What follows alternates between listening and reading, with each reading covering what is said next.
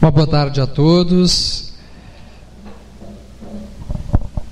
Inicialmente quero dar as minhas boas-vindas e meu agradecimento a todos vocês aqui de Itajaí, da 13ª região da Federação Espírita Catarinense, aos internautas que estão nos ouvindo nesse instante através da Rádio Fraternidade, pelo canal 5 da Rádio Fraternidade, que já tem feito a cobertura dos eventos espíritas, não só no Brasil, mas no mundo todo.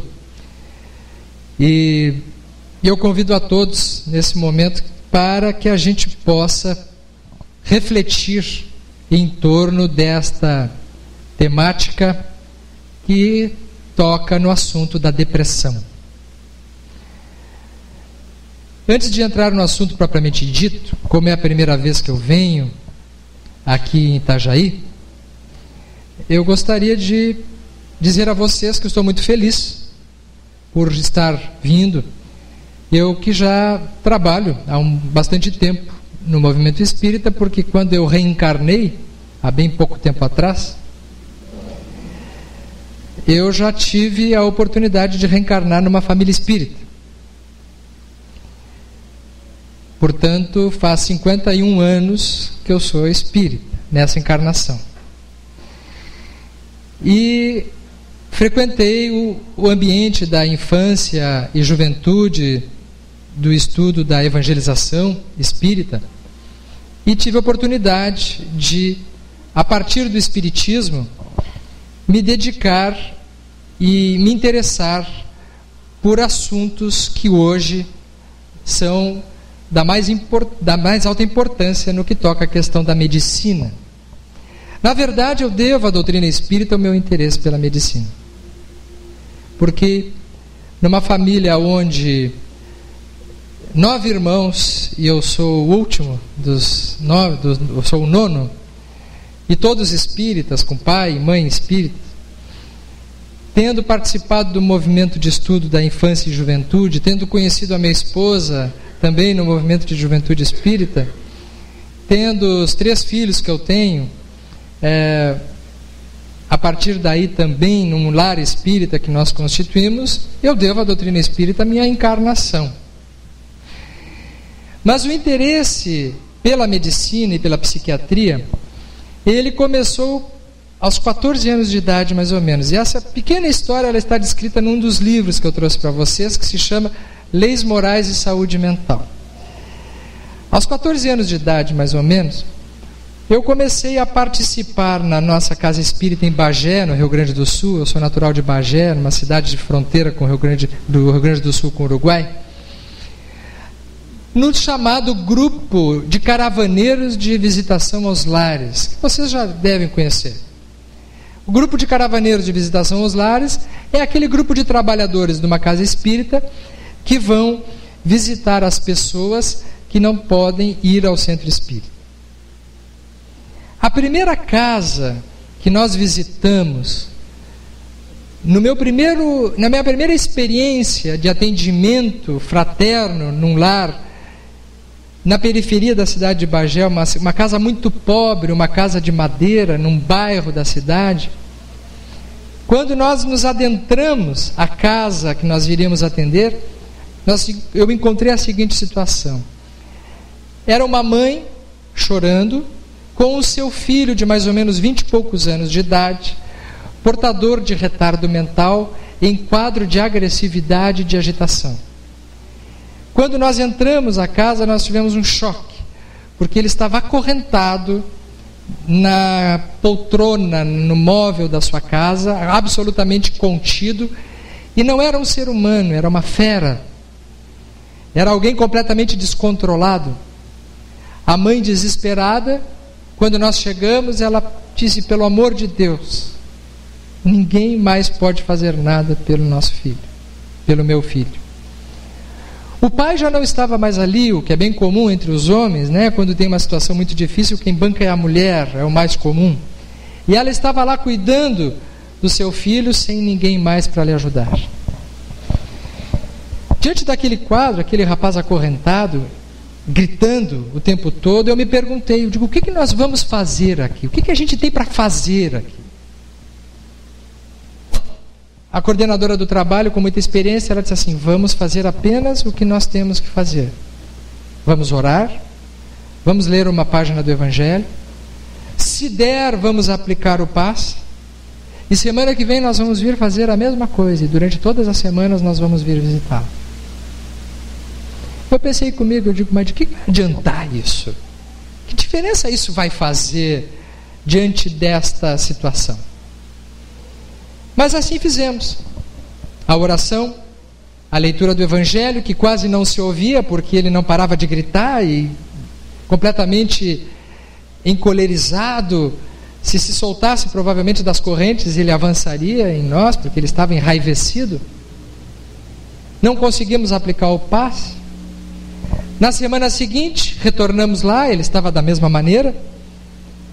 Surgiu a ideia de levarmos balas, de levarmos bolachas, para que ele pudesse ficar se distraindo, comendo alguma coisa, enquanto nós rezávamos. E ele então começou a comer as bolachinhas, ficou em silêncio, já conseguimos orar com um pouco mais de silêncio. Foi possível aplicar o passe. E assim fomos fazendo durante 8 semanas. 2 meses. Até que um dia nós chegamos na casa, a mãe estava sorridente e dizendo, um milagre aconteceu. Quando nós olhamos, ele não estava mais nas correntes. Ele estava sentadinho na sua poltrona, se movimentando de um lado para o outro, dava para ver, obviamente, que ele continuava com um retardo mental, que ele teria para o resto da vida, mas algo estava diferente nesse rapaz. Algo havia se modificado nele. Eu quieto, observando aquilo. Na semana seguinte retornamos, ele estava fora das correntes. Estava com um semblante característico das pessoas que têm deficiência mental, com um olhar pueril, como uma criança grande, uma criança com barba, um corpo de adulto, mas um comportamento infantil, falando, pedindo bolacha. Algo estava diferente nele. Continuamos aplicando o passe, a oração, e aos 14 anos de idade eu descobri que os problemas mentais, os problemas de ordem emocional, eles não são simplesmente o resultado de disfunções celulares e disfunções emocionais. Eles têm um componente a mais, eles têm uma dimensão a mais, que envolve o aspecto espiritual, e sobre isso nós queremos abordar também. Algum tempo depois eu descobri que durante aquele horário que nós fazíamos o atendimento para esse rapaz, que tinha o meu nome, que se chamava Sérgio também, naquele momento que estava sendo feito o atendimento de caravaneiros de visitação aos lares, na sociedade espírita nossa havia uma sessão de desobsessão.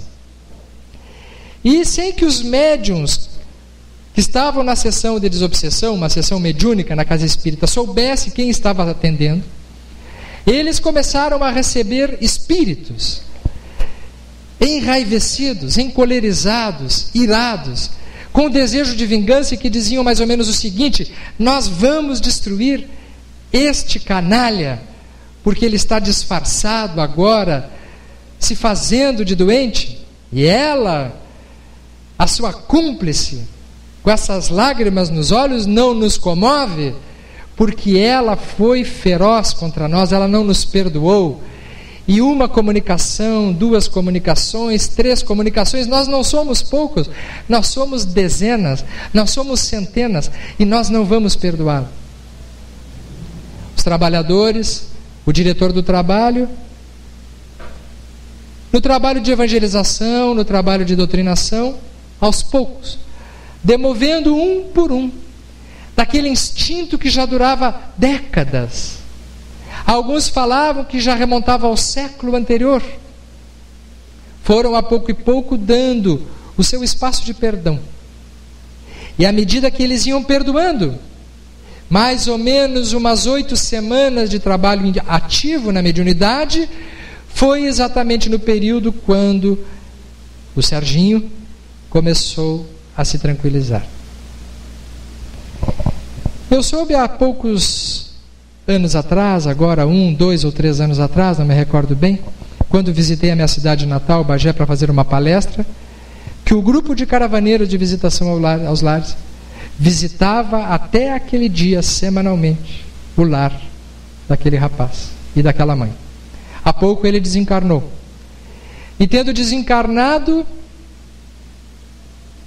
uma vasta experiência deixou para todos que trabalharam, que conheceram. Eu, 14, 15, 16 anos de idade, resolvi, eu quero fazer medicina. Eu quero fazer medicina e eu quero estudar psiquiatria. Porque a psiquiatria é esta área da medicina fantástica que se ocupa deste território, dessa fronteira peculiar, aonde estão os fenômenos emocionais, mentais, espirituais. Quando eu fiz a minha formação nos anos 80, na cidade de Pelotas, no Rio Grande do Sul, que é onde eu moro, e fiz a formação num hospital espírita, que nós temos um hospital espírita de Pelotas, nós pudemos aprender então ali a importância dos fatores espirituais no componente das doenças mentais. Mas obviamente nós vimos ali que não existe apenas influência espiritual nos transtornos mentais. Porque houve uma época no nosso movimento espírita que se imaginou que toda doença mental, que toda enfermidade mental nada mais era do que problema espiritual, do que obsessão. E isso gerou uma onda de criação de hospitais espíritas por todo o país. Houve uma época que haviam mais de 90 hospitais espíritas no país todo. Porque se acreditava que internando esses pacientes em hospitais espíritas e fazendo apenas o trabalho de desobsessão, de passe, de prece, isso seria o suficiente para resolver toda a problemática das doenças mentais. E é claro que a gente sabe que o assunto é um pouco mais complexo do que simplesmente utilizar uma única abordagem diante da problemática mental. Feito essa pequena introdução para situarmos o assunto, eu quero convidar vocês para refletirmos um pouco acerca desse tema. A depressão, particularmente dita, ela está inserida dentro dos manuais de classificação diagnóstica em psiquiatria, né? E por que existe uma necessidade de classificação diagnóstica em psiquiatria? Porque na prática clínica nós vemos que há diferentes grupos patológicos que respondem a variados tipos de tratamento, evolução e prognósticos distintos. Qual é a diferença da psiquiatria e das outras especialidades médicas? É que nas especialidades médicas em geral, por exemplo, uma pessoa ela faz pneumonia, uma infecção respiratória. Ela pode identificar essa pneumonia através de um raio-x, através de exames clínicos, através de exames físicos. Se pode identificar uma bactéria e se pode dar um antibiótico específico para aquela doença, né? Se a pessoa ela tiver uma dor de garganta, ela pode, fazendo um exame de garganta, observar as amígdalas, aparecer as placas das amígdalas, colher e aparecer o estreptococo, por exemplo, se utiliza penicilina. Ou se é caso de pneumonia, se utiliza um antibiótico específico para aquele tipo de bactéria que está no pulmão. Se a pessoa ela está com uma úlcera e ela faz uma endoscopia, ela pode enxergar a ferida, a úlcera no seu estômago, no seu duodeno, e instituir a terapêutica, ou seja, as especialidades médicas, quase todas, elas têm exames que a pessoa pode fazer para encontrar no corpo físico uma lesão e instituir um tratamento biológico para esta doença. Mas na psiquiatria é diferente. Na psiquiatria, nós não temos evidências anatomopatológicas. O que quer dizer isso? Se a pessoa tiver depressão, ou a pessoa estiver com esquizofrenia, ou ela estiver com transtorno do pânico, ou ela estiver com transtorno de déficit de atenção e hiperatividade, e ela for fazer um exame do cérebro, não haverá nenhum exame que poderá identificar uma lesão física.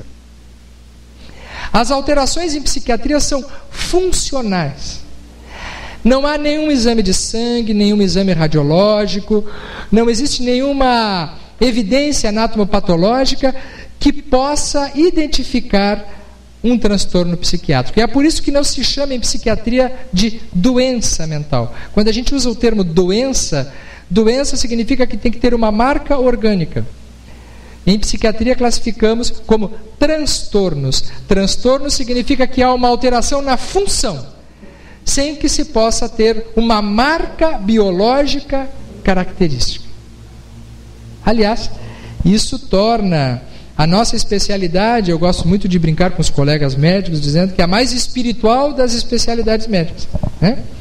E nós somos alguma coisa de diferente. O psiquiatra é alguém meio diferente.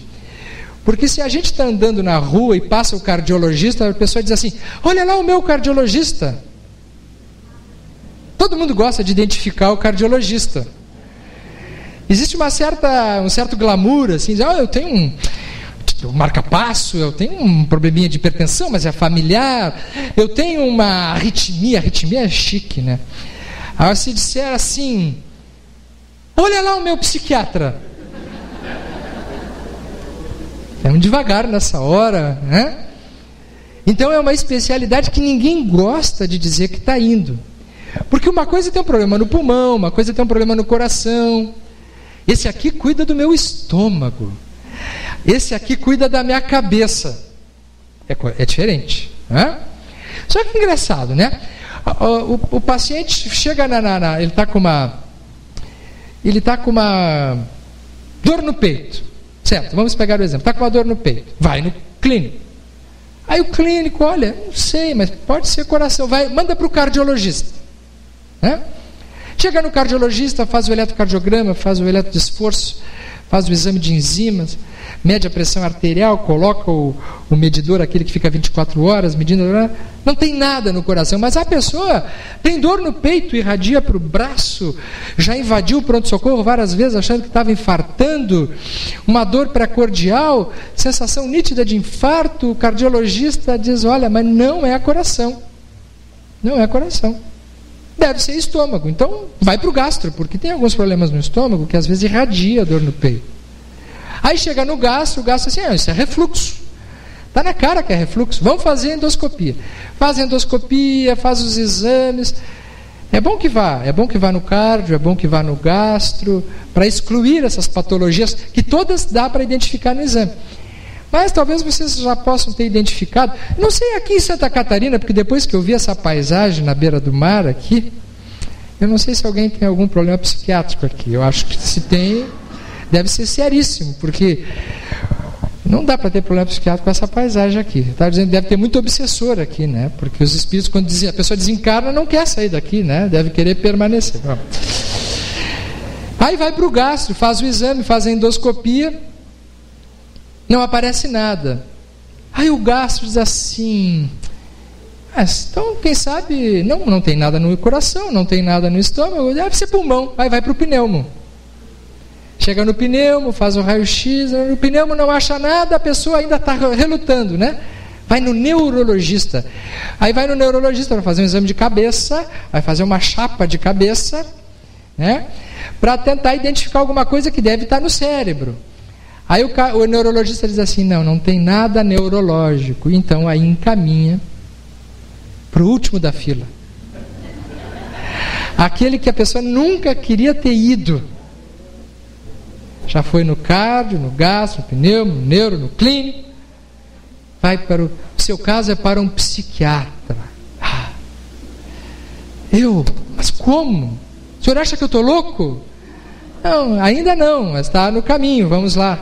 Vai lá então consultar com o psiquiatra. Chega no psiquiatra, mas tem coisa pior. Tem coisa pior que o psiquiatra. Quando o psiquiatra olha e diz assim, mas vai ter que ir também no centro espírita. Porque é sinal que nem a psiquiatria vai resolver. E aí a pessoa ela vai para o centro espírita e vai fazer. E aí descobre que as doenças da alma se refletem no corpo.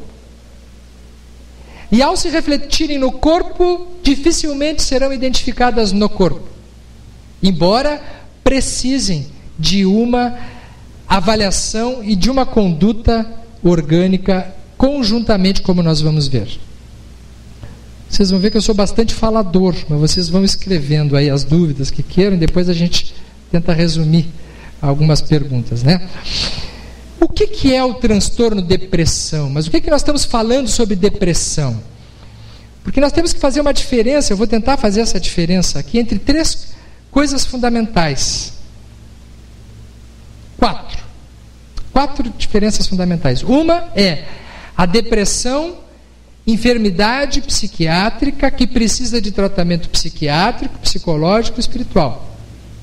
Que embora não tenha um exame que a pessoa identifica, tem uma disfunção cerebral na ordem dos neurotransmissores. Isso é o que chamaríamos de transtorno depressivo, isso é uma coisa. Mas nós não podemos confundir isso com tristeza. Existe tristeza que pode parecer depressão. E não se pode tratar tristeza como quem trata depressão. E não se pode tratar depressão quando é tristeza. São coisas diferentes. Existe um terceiro diagnóstico importante de diferenciar, que é o transtorno bipolar, principalmente o transtorno misto bipolar, aonde existe uma alteração psiquiátrica, existem problemas espirituais associados, precisa de tratamento médico, mas não pode tratar como depressão, porque senão a pessoa piora. E existem os problemas espirituais obsessivos que podem forjar todo esse leque. E para a confusão da nossa cabeça, pode estar junto com todos os outros. Né? É importante dizer, e eu acho que a gente tem um desafio hoje, que é tentar raciocinar esse assunto de uma forma ampla. Né? A gente não pode reduzir a uma coisa só.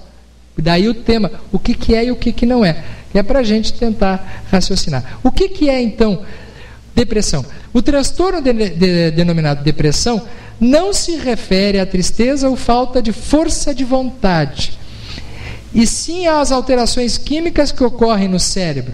Não é uma escolha ou opção individual. Muito bem. Existe depressão? Existe.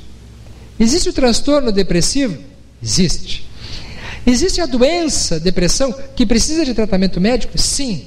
Como é que a gente identifica essa doença? Aí nós vamos ver agora. Né? Nós vamos ver logo a seguir quais são as características da depressão. Ainda hoje, quando eu vinha para cá, para vermos como o assunto ele é delicado, hoje, eu estava vindo para cá no trajeto de Pelotas para Porto Alegre, que eu fiz de ônibus, de Porto Alegre para cá eu vim de avião. Uma pessoa me ligou, uma paciente minha, uma senhora de uma cidade distante de Pelotas, uma trabalhadora espírita, uma senhora com mais de 30 anos no trabalho ativo da doutrina espírita, dirigente espírita, com trabalho de pelo menos 2 a 3 vezes por semana, trabalho ativo, pessoa valorosa, e que está em tratamento comigo porque ela fez um quadro depressivo grave. Ela é depressiva, a mãe dela tinha depressão, boa parte da família com quadros depressivos graves, inclusive com história de suicídio nos seus antepassados. Ela, em determinado momento da sua vida, começou a apresentar depressão, apesar do trabalho espiritual. Então aqui a primeira questão, diante desse enfoque que eu estou apresentando. Ela, espírita, trabalhadora, esforçada, uma pessoa do bem, uma pessoa digna de todos os esforços, com todos os cuidados espirituais, começou a apresentar um sintoma depressivo. Quando começou a apresentar um sintoma depressivo, imediatamente disseram para ela: tem que se esforçar mais, tem que trabalhar mais espiritualmente, tem que ter mais fé, tem que se dedicar mais. E ela começou a fazer tudo isso. E não adiantou. Por quê? Porque o quadro dela, assim como de muita gente, não é apenas espiritual. Ela tem uma parte orgânica. E aqui eu quero dizer bem claro para vocês: espírita trabalhador tem pneumonia, problema de dor de garganta, apresenta diabetes, apresenta problema conjugal, apresenta problema com filhos e apresenta depressão também. Porque nós vamos ver a seguir que a gente é espírita hoje, mas a gente traz uma bagagem de outras encarnações que às vezes é muito complicada. E mesmo através do trabalho espiritual, às vezes não dá conta. Pode não dar conta destas informações inconscientes que assomam a função cerebral. Então, gente, assim, ó, aqui no Rio Grande do Sul, em qualquer lugar do mundo que a gente tem falado muito na Associação Médico Espírita, muito cuidado com os julgamentos, porque a gente encontra às vezes companheiros fazendo um severo juízo de quem está tendo um problema depressivo, julgando que a pessoa não está se esforçando o suficiente, não tem boa vontade, não tem fé. E nesse caso, se a pessoa ela está com um problema depressivo, sob o ponto de vista psiquiátrico, e ela forçar mais ainda, ela piora. Certo? Piora. Aí então, eu entrei em contato com o grupo de trabalho dessa senhora, e digo assim, gente, está na hora agora, não de cobrar que ela tenha mais trabalho, mas de vocês ajudarem ela. Ela tem que sair dos trabalhos agora, receber assistência espiritual para se fortalecer, e essa é a hora da caridade do trabalhador com o trabalhador. Tá? Então, esse é um primeiro aspecto que eu quero chamar a atenção. É muito importante que nós saibamos ter esta compreensão. Por quê? Porque ela não é simplesmente tristeza ou falta de força de vontade. Ela realmente tem uma alteração importante em que parte. Por que não aparece em exames? Porque ela está ligada aos neurotransmissores que nós vamos ver logo a seguir. Nas próximas 2 décadas, para vocês terem ideia, a depressão deverá afetar mais pessoas que o câncer ou as doenças cardíacas, constituindo a maior causa de afastamento do trabalho nos próximos anos. Atualmente, cerca de 121 milhões de pessoas sofrem com problema em todo o planeta. No Brasil são 17 milhões de pessoas que apresentam depressão. Então, não é simplesmente acordar sem vontade de viver num dia, claro. É uma questão continuada e que envolve toda uma avaliação que nós vamos tentar sucintamente abordar com vocês. Nesse quadro de depressão, nós vamos encontrar muitas vezes o câncer ou doenças cardíacas de pessoas que já apresentavam depressão antes de apresentarem os sintomas clínicos. Então, aonde está essa alteração que nós estamos nos referindo? Ela tem uma disfunção no cérebro. E diremos, hoje à noite, quando nós abordarmos a questão nesse título que nós achamos interessante de nomear a palestra de noite, a carne é fraca, como uma interrogação, na parte do Céu e o Inferno, no livro Céu e o Inferno, tem uma passagem que Kardec dedica ao estudo dessa questão da vida de Jesus, quando ele diz que orai e vigiai, porque o espírito é forte, o espírito está pronto, mas a carne é fraca, né? Nós vamos ver aonde que está esse ponto, onde é que medicamente hoje a gente pode entender isso aí. Na verdade, o cérebro, ele não é o gerador da doença, mas ele tem uma alteração que o espírito informa, né, de dentro para fora, nos seus neurotransmissores, né, aonde estarão as alterações que se relacionarão aos transtornos psiquiátricos, especificamente hoje no capítulo da depressão. Quais são os neurotransmissores que ficam alterados numa depressão? A serotonina, a noradrenalina e a dopamina. Não vamos nos deter em detalhes nesses aspectos, mas só para saber que existe uma alteração química no cérebro quando há um quadro depressivo. Quando há um transtorno depressivo, existe uma disfunção orgânica também. Não aparece em exame, como já dissemos, mas ela altera. E isso pode, em muitos casos, ser necessário um tratamento medicamentoso, né?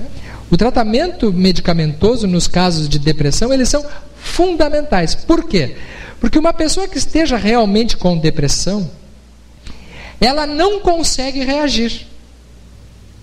Para quem olha de fora, um familiar que ora de fora, mas não está com anemia, não está com problema na tireoide, não está com problema na família, tem tudo, tem tanta gente com problema, passando fome, por que está em cima dessa cama e não consegue sair? É tão difícil para quem não teve depressão entender como é que uma pessoa que está com depressão não levanta de manhã e resolve ir para Camboriú com esse sol, né? Se mora em Pelotas ainda nessa época agora, e está tendo até enchente, agora até isso nós temos no inverno nosso lá, né? A pessoa olha e diz assim, puxa, aqui dá para entender por que tem depressão, mas não depende disso. Tem pessoa que mora com chuva, com frio, e durante o dia acorda de manhã com vontade de viver e faz as coisas e não depende do clima externo para estabelecer o clima interno. Agora a pessoa pode estar no melhor lugar do mundo, se internamente estiver nublado, não adianta o sol, não adianta dizer para ela que a sua família é linda e que tem gente no mundo passando fome. Ela se sente pior ainda, porque ela se sente culpada de estar assim, porque ela também sabe disso, ela também se cobra isso. Então, é como chegar para uma pessoa que está com uma perna quebrada e dizer assim, mas por que não se esforça e caminha? Ela tem uma alteração importante numa parte do seu corpo que precisará de tratamento. Então, esse aspecto eu acho muito importante, eu tenho enfatizado muito em palestra, principalmente para quem é espírita. Eu sei aqui que 90% do público é espírita aqui, pelo menos, né? Para que não se crie esse preconceito, né, de quem apresenta alguma alteração emocional que precise de tratamento médico especializado. Senão nós criamos um estigma dentro do nosso meio e reforçamos essa ideia como se nós não tivéssemos alguns momentos na vida que a gente não se sentiu assim. Transtorno de ansiedade, transtorno depressivo, gente, pega quase todo mundo, em algum nível. Às vezes a pessoa, ela leva a sua vida durante muito tempo através de muito esforço. E o que é curioso, isso sim é verdade, é que quem tem um trabalho espiritual ativo consegue superar melhor os transtornos psiquiátricos. Isso está provado. Uma pessoa que tenha uma religião e se particularmente esse trabalho religioso está envolvendo um trabalho ativo na área da caridade, na fé, e isso nós nos incluímos como espíritas, porque nós sabemos que a doutrina espírita é uma doutrina carregada de foro íntimo, ela é predominantemente interior, então essas pessoas têm mais chances de se recuperar dos transtornos psiquiátricos. Precisam de dosagens menores de medicação, menor tempo de internação quando precisa internar. Existe uma série de estatísticas que não daria tempo aqui para apresentar para vocês, mostrando que quem trabalha com espiritualidade junto leva vantagem em quem não trabalha com espiritualidade. Tá?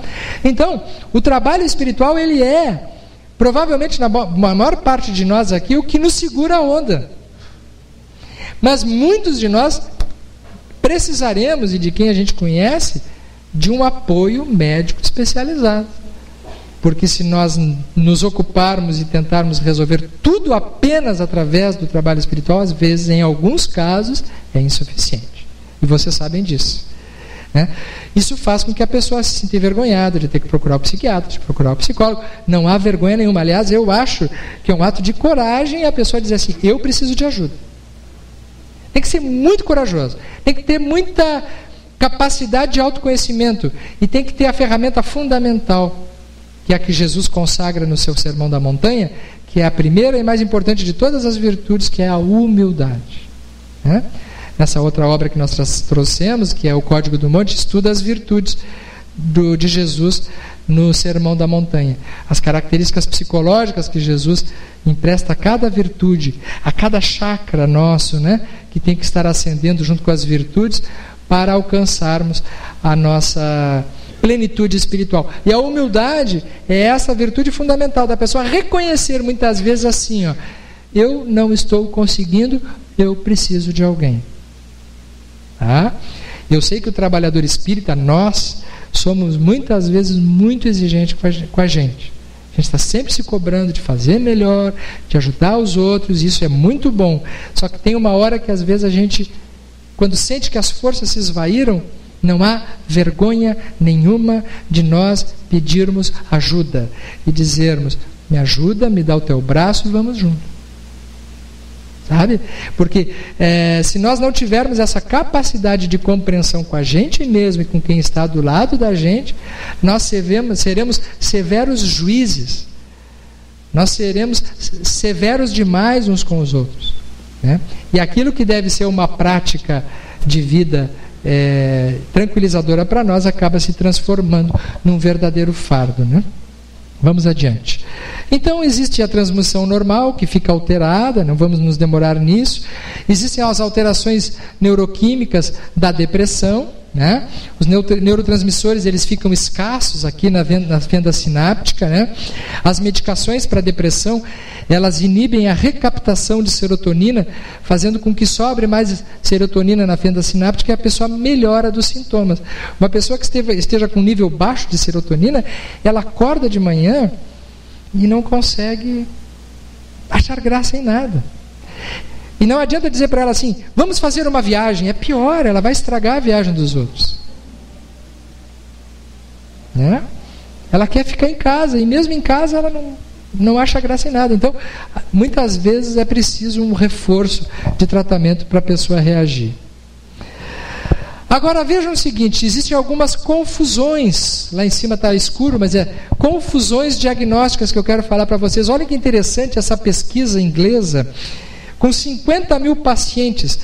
Esse estudo foi publicado numa importante revista internacional de referência, que é a The Lancet,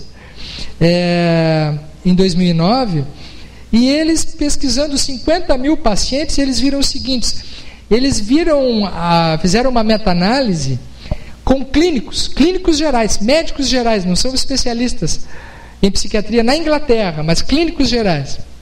E eles perceberam que das pessoas que tinham depressão, mesmo os que tinham depressão indo a médicos, isso na Inglaterra, 10% dos médicos não identificaram depressão nesses casos. Olha como é grave isso, né? Às vezes a pessoa tem depressão, tem todos os sintomas de depressão, ela vai no médico e o médico não enxerga que é depressão. Dentro da própria medicina existe 10% dos casos que não se identifica a depressão. Você acha que é outro problema qualquer ou que não é problema nenhum? Isso na Inglaterra, imagina nós aqui, né? Em compensação, olhem o paradoxo, como é curioso isso aqui: 15% de pacientes que não tinham depressão foram diagnosticados com depressão. Se por um lado tem 10% que não encontra, por um outro lado tem 15% que enxerga aonde não tem. Isso dentro dos médicos ingleses, isso é pesquisa. Então, olhem o dilema que a gente vive. Tem pessoas com depressão que não são diagnosticadas com depressão.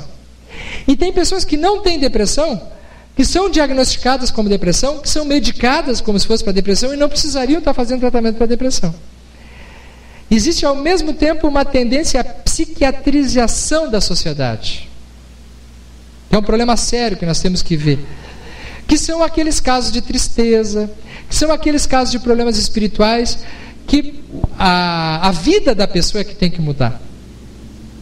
Então, vocês devem estar entendendo, o tema é complexo, né? Tem pessoas que não têm e são tratadas como se tivessem, tem pessoas que têm e não são tratadas. E tem pessoas que não têm, que não são tratadas, e que têm, que são tratadas. Muito bem, mas vamos dar uma olhada então em quais são esses sintomas da depressão, né? A ausência ou diminuição do prazer. Esse é o primeiro sintoma de um quadro depressivo. Nota: não se faz diagnóstico de depressão com um sintoma só.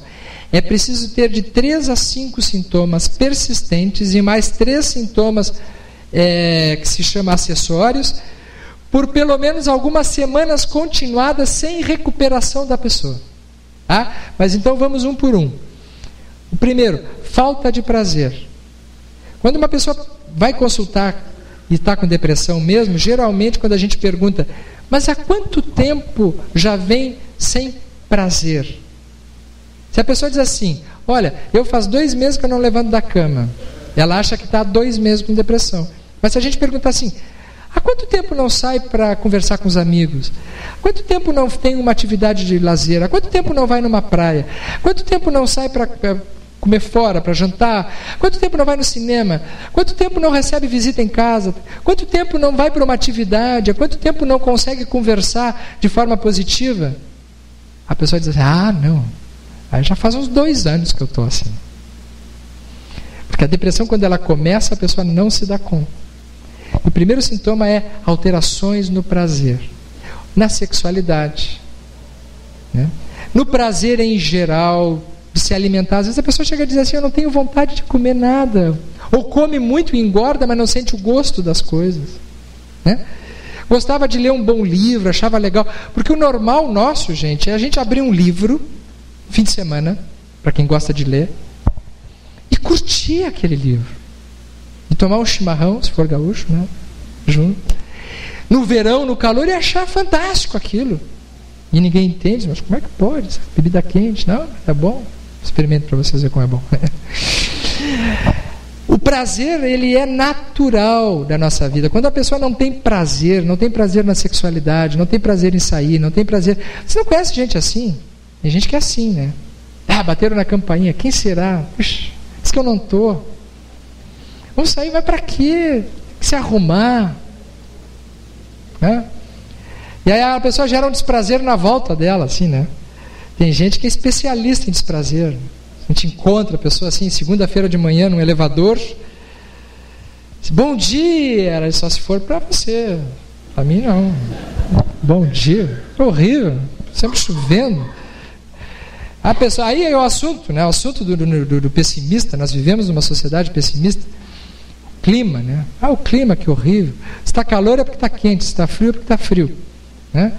Se está chovendo é porque choveu. Se não chove é porque não choveu. Então ela vai, o tempo está horrível, você tem meteorologia, quanta gente desabrigada, quanta enchente, quanta seca. E começa a falar mal. Aí vai para o segundo assunto, né? O predileto do pessimista. O pessimista diz, e a crise? A crise, uma crise. Que horror que está. Está piorando cada vez mais. Como é que está piorando? Aí o outro já está contaminado, essa hora já não são mais 2 conversando. Já tem 2 mais uns 3 obsessores para cada um. Só ali já tem 8, né? Já é uma multidão, uma legião junto, né? A pessoa que chegou desavisada, que estava com um pingo de otimismo, quando ela ouve dizer que está piorando a crise, ela diz assim, não, mas vai piorar mais ainda, vocês não viram nada, isso vai ficar muito pior. E vai ficando aquele assunto pesado, né? O pessimista, o negativo, o depressivo, ele é assim. E ele gera uma onda, né? Aí ele diz uma frase que se vocês identificarem aqui, vocês mandem para o psiquiatra, não precisa ser espírita, pode ser qualquer um, né? Ele diz uma frase com 3 palavras. Quando termina, mas já falou mal da crise, já falou mal do tempo, ele olha e diz assim, não é fácil. Não é fácil. A pessoa diz, não é fácil. Pode internar que está com depressão. Então a primeira coisa, né, ele tem essa diminuição do prazer, né? A pessoa assim, não é fácil, não é fácil. Vocês conhecem alguém aí? Deve ser algum gaúcho, né, que veio para Santa Catarina.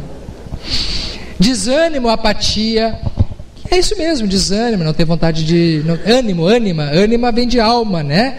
Ânimo, a vontade de viver, a vitalidade. Não tem. Diminuição da energia, perda de energia, a pessoa chega na metade do dia, descarregou a pilha, ou então não tem nem vontade de levantar de manhã. A pessoa tem às vezes o problema dela, dorme de noite, acorda de manhã como se não tivesse descansado, ou chega das férias e é como se não tivesse tirado férias, perde energia. Aqui tem um importante fator espiritual. Toda perda de energia tem processo obsessivo junto, na minha experiência, né? É por isso que cada vez mais hoje os tratamentos médicos, eles têm que estar associados às abordagens energéticas. Tem que estar.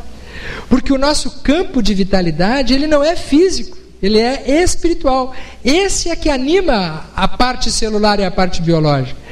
E as obsessões, elas fazem com que haja uma perda energética, é realmente uma pilha desvitalizada. Para quem conhece o problema da obsessão, são campos vibratórios entremeados aonde há uma perda fluídica, né? No que se refere aos campos espirituais. O pensamento, a sintonia vai gerando aquela perda fluídica. Dores no corpo, sintomas físicos, existem principalmente em idoso, né? No idoso, muitas vezes não aparecem sintomas depressivos, a pessoa a se queixar de problemas físicos, problema no estômago, problemas articulares, problema de dor muscular, a fibromialgia, etc, etc, etc. Aí vocês vão me perguntar, como é que a gente sabe que uma pessoa é idosa? É difícil hoje em dia dizer, né? Idoso, hoje em dia, não existe mais idoso no mundo, né? Outro dia eu recebi uma paciente com 86 anos de idade, 86, e ela chegou no consultório e disse assim para mim: Sérgio, eu quero começar a me tratar antes de ficar velha.